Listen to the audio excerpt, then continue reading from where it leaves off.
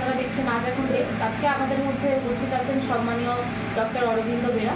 আমরা আজকে তাকে আমাদের এখানে সম্মানের সঙ্গে নিয়ে এসেছি, তার থেকে কিছু স্টেটমেন্ট তার মুখ থেকে শুনে নেওয়ার জন্য। সম্প্রতি যে আরজিকর ঘটনা ঘটছে সেই সম্পর্কে কিছু স্টেটমেন্ট নিতে আমরা তাকে এখানে সম্মানের সঙ্গে নিয়ে এসেছি। চলুন দেখে নেওয়া যাক, তাকে কিছু প্রশ্ন করে তার মুখ থেকে আমরা কিছু স্টেটমেন্ট শুনব। আচ্ছা স্যার, এই যে কলকাতার বুকে এত বড় একটা তিলোত্তমা কাণ্ড ঘটেছে, এই ব্যাপারে ডক্টরদের ভূমিকা নিয়ে আপনার কি বক্তব্য? প্রথমে বলি, আমি আন্দোলনের সঙ্গে ইনডাইরেক্টলি যুক্ত আছি। আমি যে হসপিটালের সঙ্গে যুক্ত, দুটো হসপিটালের সঙ্গে যুক্ত, তো সেই হসপিটালগুলোতে আমি যতটুকু পেরেছি আমার বন্ধুদের সঙ্গে কথা বলে, আমার স্যারদের কাছে কথাবার্তা বলে আমি চেষ্টা করেছি একটু আন্দোলনকে অর্গানাইজ করার জন্য।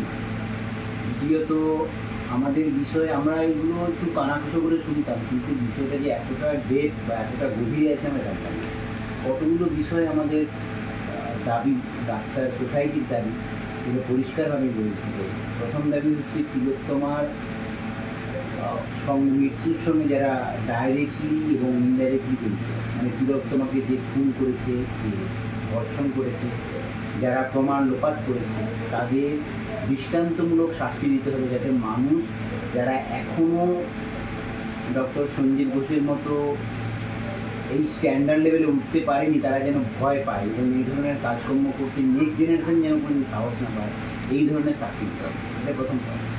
দ্বিতীয় পয়েন্ট, যে হসপিটালের মধ্যে যে পাস করা ফেল করা যে চক্র, মানে কাকে পাস করাবো, কাকে ফেল করাবো, কাকে বেশি নম্বর দেবো, মানে একটা ছেলের নিরীক্ষা সত্ত্বেও সে যদি নেতাদের বিরাগভাজন হয় বা তার যদি সেরকমভাবে তাদের সঙ্গে ওয়ারিং করে চলতে না পারে, তাকে পাস করানো হবে না। আবার কেউ নেতা বা কোনো একটা পাওয়ারফুল ছেলে যে ক্লাস করবে না, সে সাদা খাতা জমা দিয়ে বিরাট নম্বর পাবে, এই ধরনের যে চক্র চলে আসছে, বা থিসিস পেপার নিয়ে পয়সা দিলে থিসিস পেপার পাস করে দেওয়া হচ্ছে, এইগুলো নিয়ে আমাদের মানে উপযুক্ত তদন্ত এবং তার সঙ্গে যারা জড়িত আছে প্রত্যেকের দৃষ্টান্তমূলক থাকবে।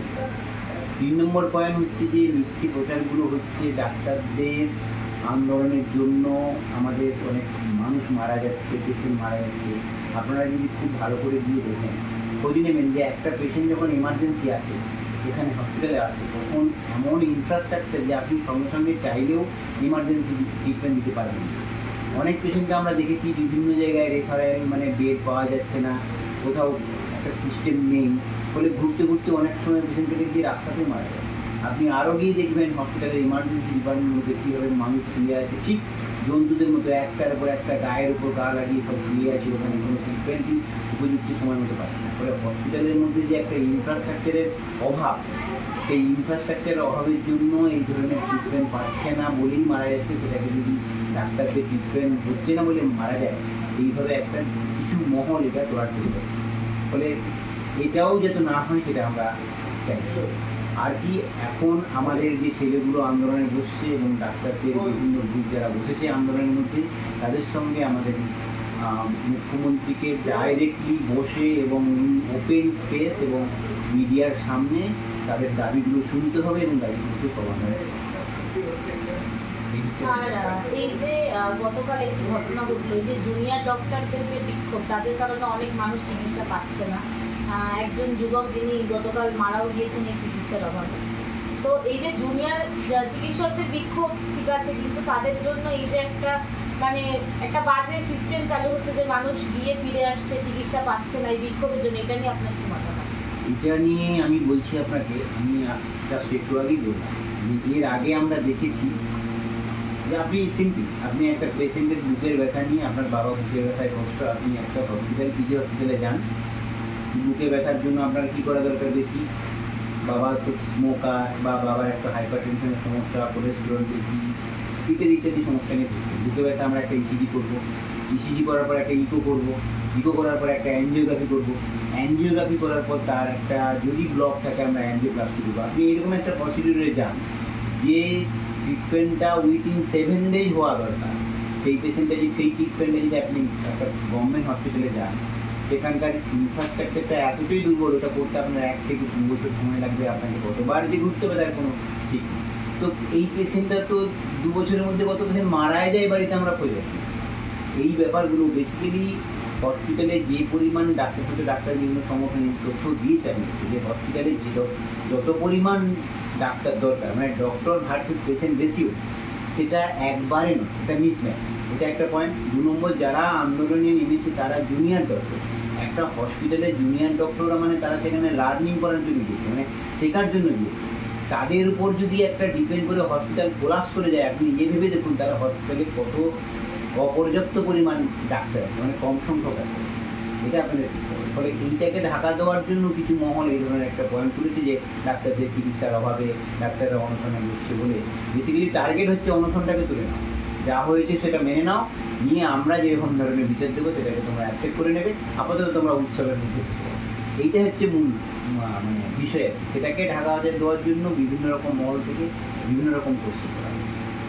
তারপরে ধরুন যদি একটু পার্টিগতভাবে যাই, যেমন আমাদের মুখ্যমন্ত্রী একটি বক্তৃতা দিয়েছেন যে 1 মাস তো হয়ে গিয়েছে, এবার উৎসবে ফিরুন সবাই। এই বক্তব্যটা নিয়ে মানে আপনার ব্যক্তিগত কি ওপিনিয়ন তার কথাটা নিয়ে? আমরা তিলোত্তমার মৃত্যুকে, আমি তিলোত্তমা একজন মেয়ের মৃত্যু হিসেবে দেখছি। আমি মনে করি তিলোত্তমা একটা আমার বোন হতে পারে, আমার একটা মেয়ে হতে পারে। ফলে আমার বাড়িতে আমার একটা বোন বা একটা মেয়ে যদি এভাবে বঞ্চিত হওয়ার পর তাকে মেরে দেওয়া হয়, আমি যদি বিচার না পাই, সেইটা যেমন আমার মনের মধ্যে কষ্ট হয়, ঠিক সেই ধরনের কষ্ট আমি ফিল করি। এবং আমি জনগণের কাছে দাবি করি এটাই আমার দিক থেকে, যে মানুষ যেন এভাবে ফিল করে। আমি আমার সোশ্যাল মিডিয়াতে বিভিন্ন রকমভাবে লিখেওছি যে তিলোত্তমাকে মনে করুন আপনার নিজের বাড়ির মেয়ে, তার মৃত্যু, তার খুন, তারপরে যদি আবার মনে হয় উৎসবটা করা খুবই দরকার, তাহলে উৎসবে যাবেন। জোর করে তো কাউকে উৎসব আটকাতে পারবেন, এটাই হচ্ছে। আর আজকে সকালেই একটা ভিডিও আমাদের এই পোর্টালের সূত্রে চোখে পড়লো যে একজন ডক্টর, সিনিয়র ডক্টর, তিনি বলছেন যে যেমন কালকে একজন মারা গেলেন, প্রাণ হারালেন চিকিৎসকদের অভাবেই, তাদের বিক্ষোভের জন্য। তার বক্তব্য ছিল যে আমরা এইসব ছোটোখাটো জিনিস নিয়ে এখন মাথা ভাঙাচ্ছি না, আমরা তিলোত্তমা কাণ্ড নিয়েই রয়েছি। মানে এই যে একটা তিলোত্তমা কাণ্ডটা অবশ্যই বড় আমাদের কাছেও, কিন্তু তার জন্য যে তিনি এই ব্যাপারটাকে ছোট বলছেন, এইটা নিয়ে আপনার কি ভাবনা? না, এটা উনি কী সেন্সে বলেছেন জানি না, কিন্তু আমি বা এখানে ডাক্তাররা যারা মুভমেন্ট করতে বসেছে, এদেরকে যতটুকু আমি জানি, চিনেছি বা কাছ থেকে দেখেছি, এদের কাছ থেকে এই ধরনের বক্তব্য কোনো পাবেন না। হয়তো কোনো বিচ্ছিন্নভাবে হয়তো স্লিপ টার্ম হতে পারে, বা ঠিক মতো করে উনি ব্যাপারটাকে এক্সপ্রেস করতে পারেননি বলে হয়তো ভুল ব্যবহার করছেন শব্দটা। তো আমার মনে হয় যে ডক্টর সোসাইটি যারা আন্দোলনের মধ্যে আছেন তারা এই ধরনের কথা বলতে পারেন, হয়তো এটা বিচ্ছিন্ন কথা।